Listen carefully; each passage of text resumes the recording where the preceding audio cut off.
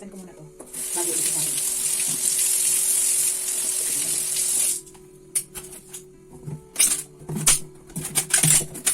Malaki. Diba? Diba? Yan, mas malaki pa pala.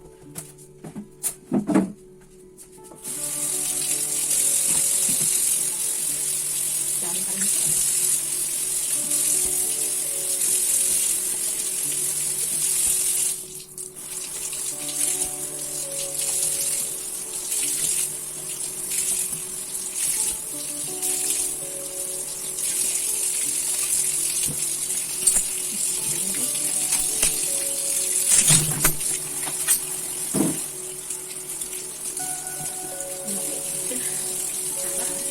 Mahaba ang talong.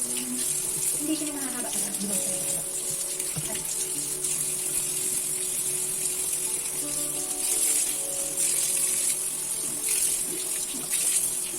Tapos matutuyuin siya. Pupunasan ko kasi lupatan mo. Para pag nag-ihaw, tutuyuin din.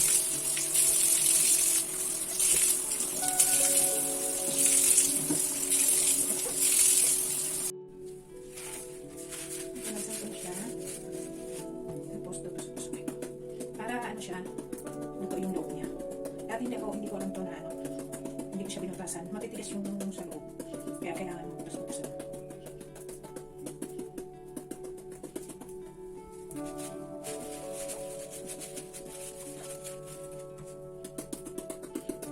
Ganyan. Ganyan ang butas. May nakita ko doon sa bahay ng kasamaan ko. Sa bahay ng amo niya. Ang laki! Hindi laki-laki bilog siya na talong. May part kasi yung kapatid na namin ko ng talong. Nalaki doon sa kanila. Sihabin ko na.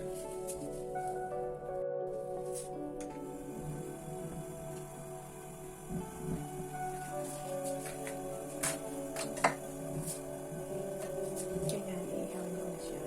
Kailangan mahina lang yung apoy niya kasi pag malakas, hilaw yung loob, matitigas siya. Kailangan ganyan lang. Tagal ko pa naman kasi isa-isa lang na bawat isang piraso lang kasi hindi magkasya.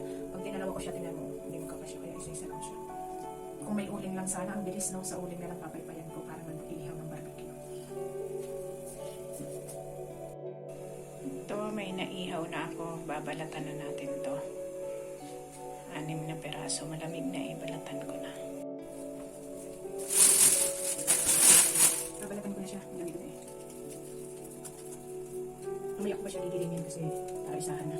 Balatan ko muna lahat. Maluto. Pag naluto na siya, sabay-sabay na.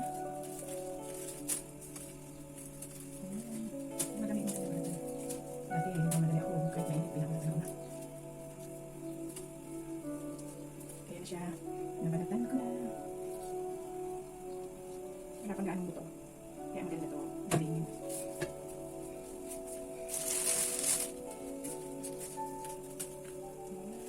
Madaling balatan siya pag naluto mo talaga ng maayos.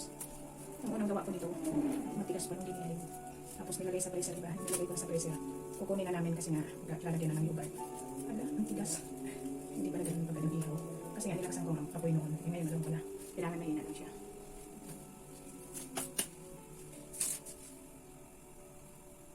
Tama naman.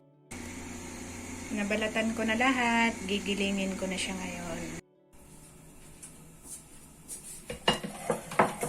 Tubig yung talong.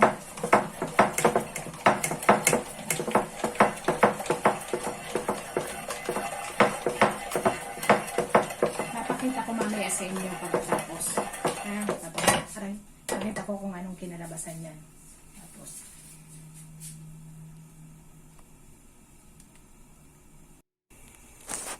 Ayan na oh. Tapos ko nang gilingin. Ayan na yung talong ngayon. Tapos, pag malamig na siya, ilalagay ko siya sa plastic. Iriripak ko siya, tapos ilalagay ko na sa freezer. Pag gusto nilang kumain, lalagyan nila ng yogurt. Tsaka konting kalamansi. Or lemon.